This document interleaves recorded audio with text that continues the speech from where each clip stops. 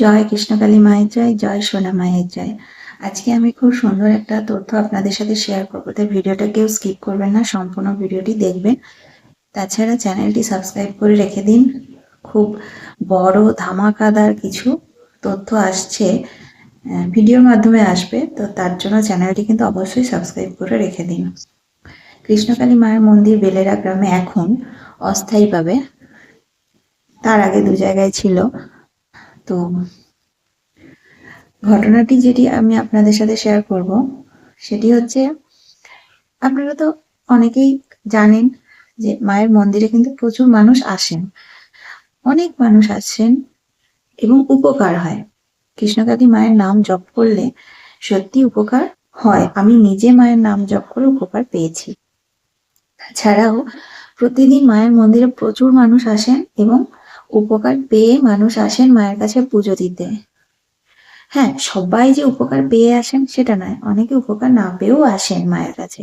আর সবসময় যে কিছু চাইতেই, মানে চাইবার জন্যই আসতে হবে সেটাও নয়, অনেকে এমনি মাকে দর্শন করতে আসেন।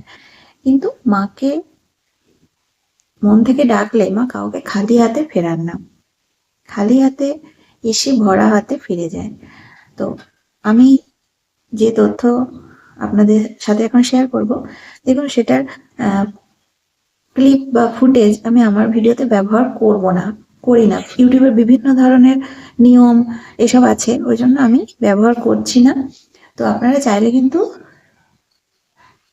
মঙ্গলামার চ্যানেলও দেখতে পারেন। 27 তারিখ, নভেম্বরের 27 তারিখের ভিডিও। তো ঘটনাটি হচ্ছে, একজন ভক্ত, ওনার দুবার বেবি নষ্ট হয়ে গেছে, হচ্ছিল কিন্তু নষ্ট হয়ে যাচ্ছিল, দুবার ওটা হয়েছে।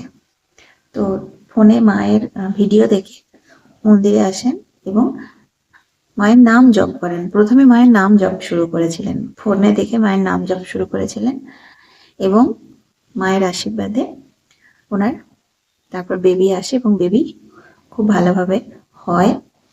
তারপর সেই বেবিকে নিয়ে মায়ের কাছে এসেছিলেন মাকে দেখাতে।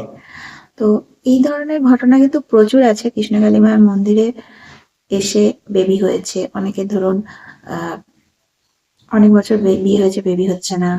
তাছাড়া ওই যে বেবি হচ্ছে কিন্তু নষ্ট হয়ে যাচ্ছে, আসছে নষ্ট হয়ে যাচ্ছে, এরকম ঘটনা, কঠিন অসুখ, বিভিন্ন ধরনের সমস্যা, কিন্তু মায়ের কাছে এসে অনেক উপকার হয়।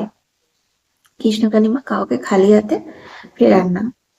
তো ভিডিওগুলি যদি ভালো লাগে লাইক করবেন, শেয়ার করে দেবেন, আর চ্যানেলটি সাবস্ক্রাইব করে রাখুন। জানুয়ারি মাসে কিন্তু নতুন একটা তথ্য আপনারা জানতে পারবেন, হয়তো এই মাসের শেষেই জানতে পারবেন।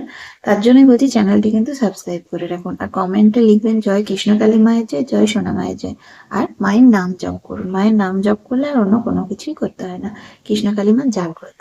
সবাই ভালো থাকবেন, সুস্থ থাকবেন। ভিডিওটা আমি এখানেই শেষ করছি। নমস্কার।